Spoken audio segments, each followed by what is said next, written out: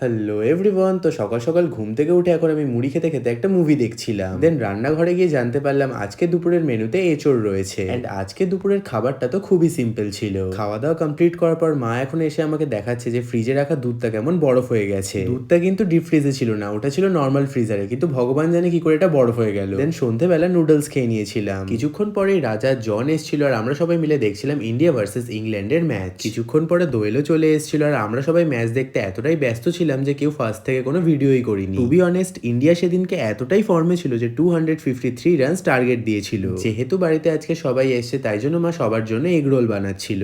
মায়ের হেল্প করতে গিয়ে তো এক্ষুনি পরোটাটাকে বাইরেই ফেলে দিচ্ছিলাম। আমার মতন যারা যারা হটস্টারে ম্যাচটা দেখছিলে তারা তো নিশ্চয়ই জানবে এখানে অল্প ম্যাচ আর বেশ অনেকটা অ্যাড হয়, তাই সেই মাঝখানের ফ্রি টাইমটাতে মায়ের একটু হেল্প করে দিচ্ছিলাম। ততক্ষণে ইংল্যান্ডও ব্যাট করা শুরু করে দিয়েছিল। ফার্স্টে ভেবেছিলাম হয়তো এরা পুরো রানটাকে চেস করতে পারবে না, কিন্তু জেকব বাথেল যা খেললো 48 বলসে 105 রানস। বাট সেমিফাইনালের এই ম্যাচটা ইন্ডিয়াই জিতেছিল। এবার হবে final match, India versus New Zealand.